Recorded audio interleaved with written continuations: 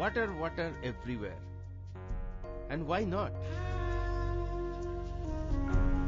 It's the most abundant substance on Earth and comprises about 70% of the Earth's surface in its liquid and solid state. In addition to this, water is also found in vapor form in the atmosphere. But what happens when water changes its form? Say from solid ice back to liquid water? Let's find out in today's episode.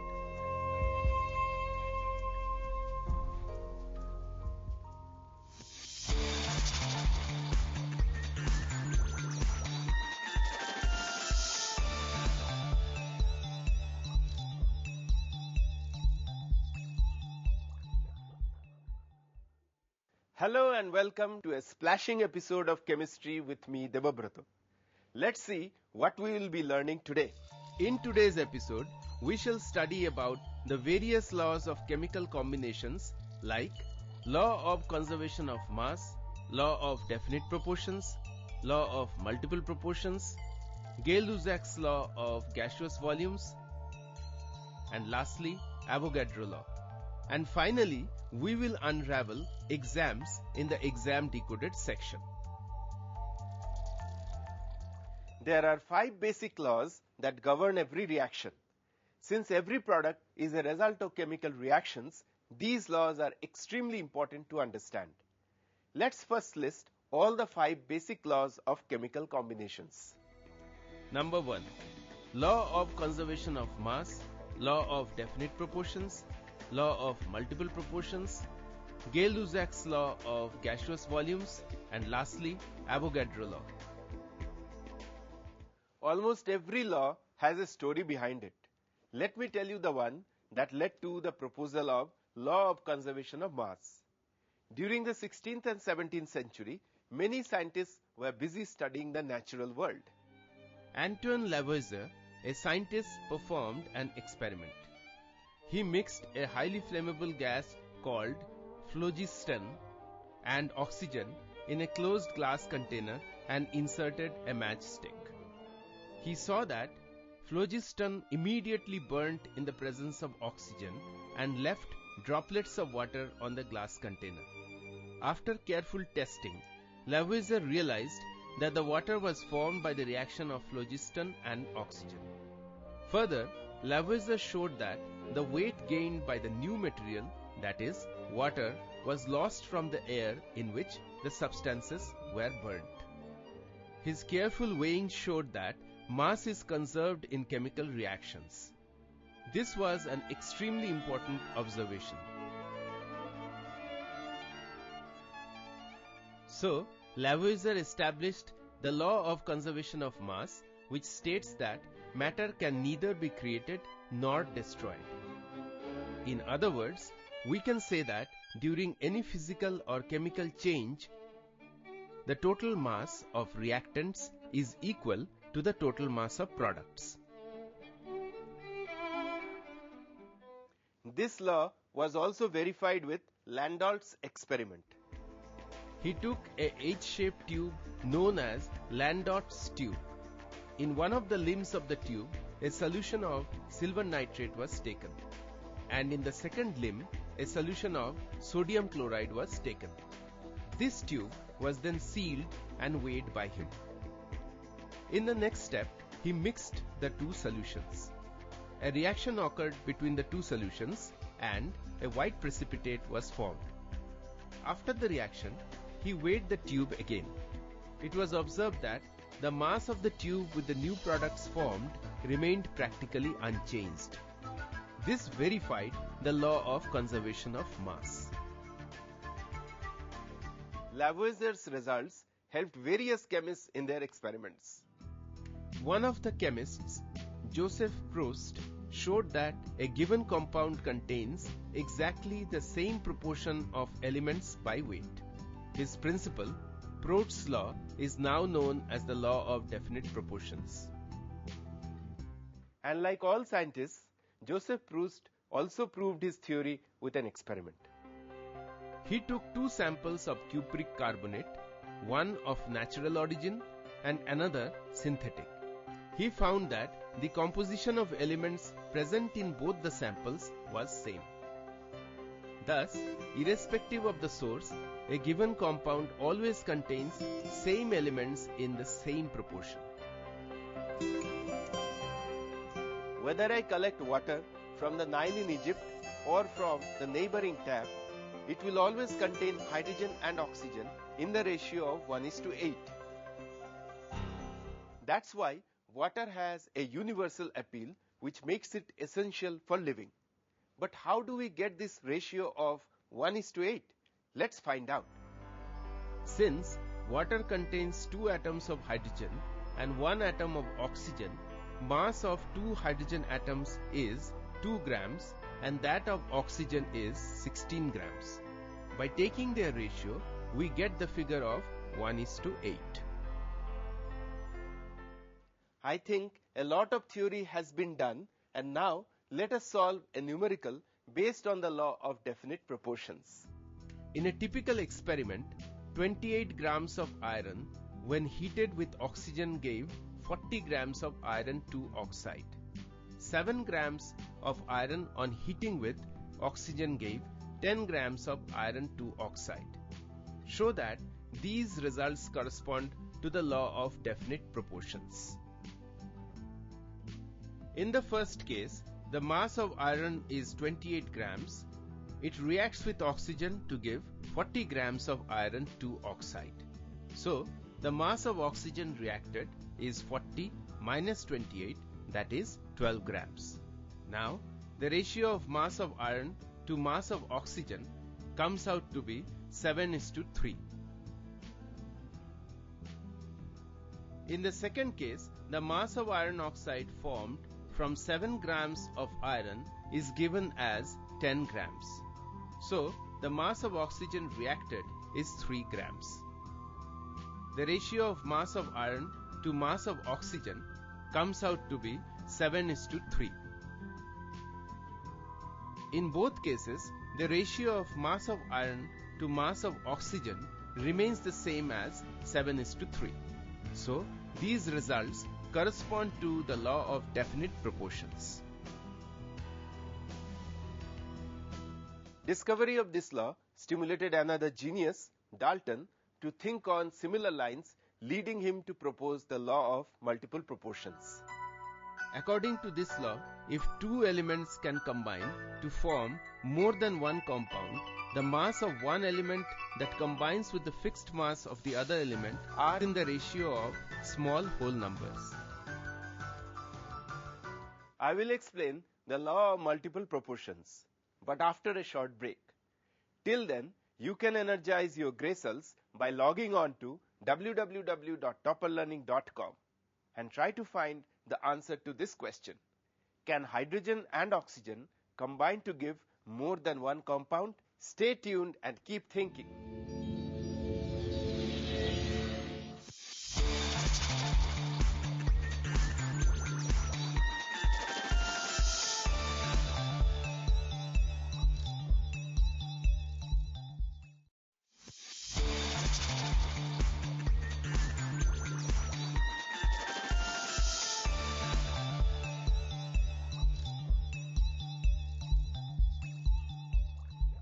Welcome back to Chemistry 11. I am Deobrato and we are discussing the laws of chemical combination.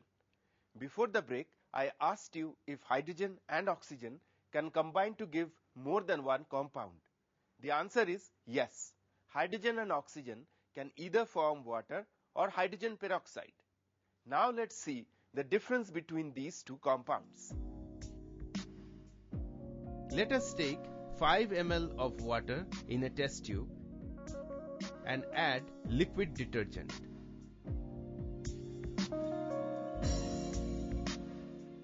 We then add sodium iodide to it.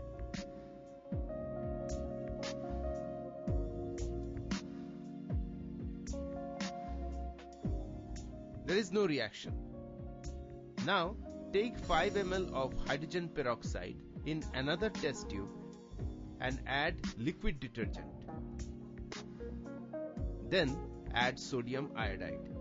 After a few seconds, you will see foam. It's clear from this that though both water and hydrogen peroxide contain hydrogen and oxygen, they behave differently. Why? This is because in water, 2 grams of hydrogen combine with 16 grams of oxygen. So, the ratio of hydrogen to oxygen is 1:8. In case of hydrogen peroxide, 2 grams of hydrogen combine with 32 grams of oxygen. So the masses of oxygen, which combine with a fixed mass of hydrogen, bear a simple ratio of 16/32 or 1:2. Now, the ratio in which elements combine define the compounds they are forming. Different ratios lead to different compounds which exhibit different chemical properties. This is the reason water and hydrogen peroxide behave so differently. So, the law of multiple proportions can be summed up as: if two elements can combine to form more than one compound, the mass of one element that combines with the fixed mass of the other element are in the ratio of small whole numbers. Now, let's solve a numerical based on the law of multiple proportions. Tin combines with oxygen to form two different compounds, X and Y. The percentage compositions of elements in X and Y is given in the table. You have to show that the above data illustrates the law of multiple proportions. Let's solve it together step by step. For compound X, 21.23 parts of oxygen combines with 78.77 parts of tin. So, 1 part of oxygen will react with 78.77 divided by 21.23 parts of tin. This comes out to 3.71. Now for compound Y. 11.88 parts of oxygen combine with 88.12 parts of tin. So, 1 part of oxygen will react with 88.12 divided by 11.88 parts of tin, which comes out to 7.42. Therefore, for 1 part of oxygen, the ratio of mass of tin combining will be 3.71 to 7.42, or a simple whole number ratio of 1:2. This illustrates the law of multiple proportions. But before we rest on our laurels, let's see what this young caller wants to know. Hello sir, I'm Abhishek. I just wanted to know if the law of multiple proportion is applicable to all compounds. Good question. The answer is no. The law of multiple proportions is not true for all compounds. Non-stoichiometric compounds do not obey this law. Non-stoichiometric compounds are those compounds in which the ratio of atoms of different elements is not the same as that required by an ideal chemical formula. Well, your passion can help you discover many new things, and Gay-Lussac's passion for balloons motivated him to study about gases, which ultimately led him to propose Gay-Lussac's law of gaseous volumes. This law states that when gases combine or are produced in a chemical reaction, they do so in a simple ratio by volume, provided all the gases are at same temperature and pressure. The example of formation of ammonia gas would make this clearer. When 3 volumes of hydrogen combine with 1 volume of nitrogen, 2 volumes of ammonia gas is formed. The ratio of reactants and products is 3:1:2, which is a simple whole number ratio. You will be surprised to learn that this law is applicable to all gaseous reactions. Gay-Lussac's law was further interpreted by Avogadro. He proposed that at the same temperature and pressure, equal volumes of gases should contain equal number of molecules. This became the famous Avogadro law. But how was volume related to the number of gas particles? And how did Avogadro come to that conclusion? Let's take a look at the reaction between nitrogen and hydrogen to form ammonia. As we know, 1 volume of nitrogen combines with 3 volumes of hydrogen to form 2 volumes of ammonia. If we apply Avogadro's law to this reaction, then this implies that n molecules of nitrogen combine with 3n molecules of hydrogen to form 2n molecules of ammonia. That is, 1 molecule of nitrogen combines with 3 molecules of hydrogen to form 2 molecules of ammonia. These observations can be best explained by assuming that the gaseous reactants were made of diatomic molecules. That's the end of the theory for today. If you still have some doubts regarding the topic, log on to www.topperlearning.com. But now, let's take a break to refresh ourselves. Because after the break, I am going to put all that you have learned today to test in Exam Decoded.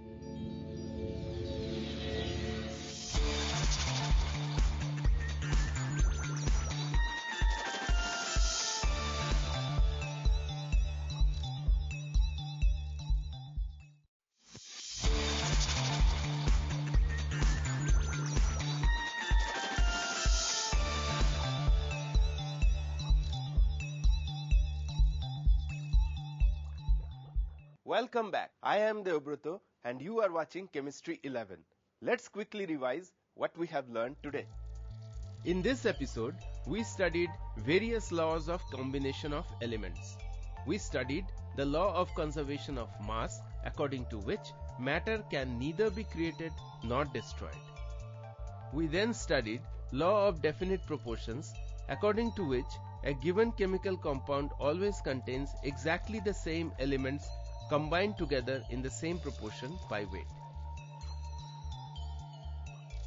Then we moved on to law of multiple proportions, which states if 2 elements can combine to form more than one compound, the masses of one element that combine with a fixed mass of the other element are in ratios of small whole numbers. The fourth law that we studied was the Gay-Lussac's law of gaseous volumes, according to which when 2 or more gases combine or are produced in a chemical reaction, they do so in a simple ratio by volumes, provided all the gases are at same temperature and pressure. And finally, Avogadro law states that equal volumes of gases at the same temperature and pressure should contain equal number of molecules. It's time for the rapid fire session. Moving on to Exam Decoded.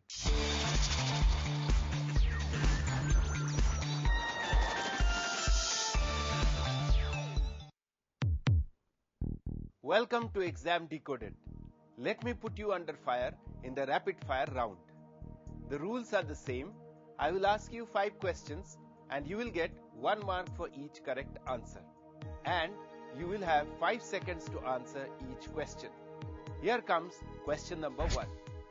Balancing of chemical reactions is based upon law of conservation of A. Volume, B. Density, C. Mass, D. Moles. The answer is C. The second question is, the law of multiple proportions is illustrated by A. CO and CO2, B. H2O and D2O, C. KBr and KCl, D. CaOH whole twice and BaOH whole twice. The correct answer is A. Good going. Now, the third question. Matter can neither be created nor destroyed. True or false? Well, it is true. Here is the fourth one. 3 NO samples were collected and found to have nitrogen and oxygen in the ratio of 7:8. What law does this demonstrate? A. Law of definite proportions. B. Law of multiple proportions. C. Gay-Lussac's law. D. Avogadro's law. The answer is A. Law of definite proportions. Your last chance to score.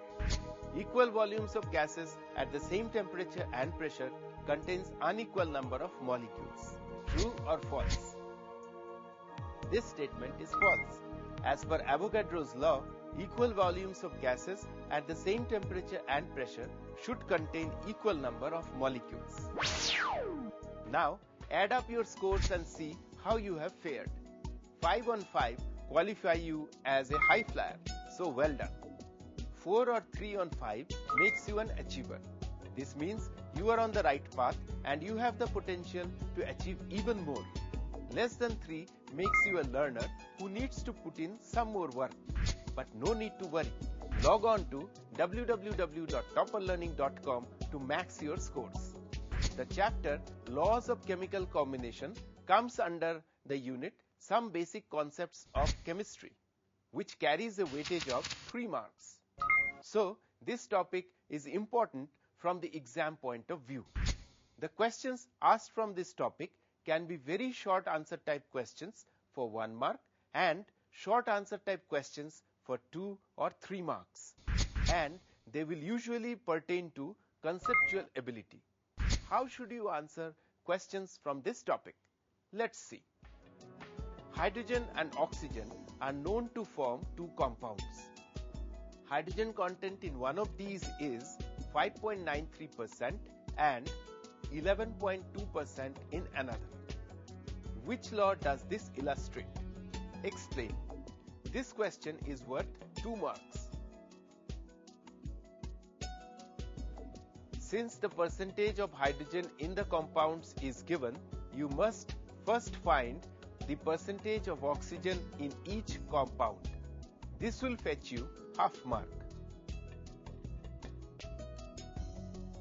Next, find the mass of oxygen that will combine with 1 part of hydrogen. For the first compound, 5.93 parts of hydrogen combines with 94.07 parts of oxygen. So, 1 part of hydrogen will combine with 94.07 divided by 5.93 parts of oxygen, which gives us 15.86. Similarly, for the second compound, we find oxygen that combines with 1 part of hydrogen comes out to be 7.9. This will get you 1 mark in your kitty, half mark for each calculation. Finally, showing that the ratio of oxygen in both the compounds that combines with 1 part of hydrogen is 15.86 is to 7.9, that is 2:1, which bears a simple ratio. This example illustrates law of multiple proportions. This will get you your final half mark. I hope that was clear to you. For more practice questions, do log on to www.topperlearning.com.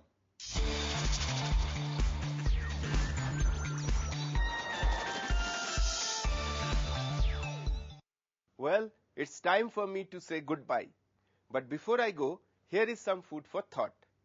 Does the law of definite proportions hold true in case of isotopes? Well, the answer is no.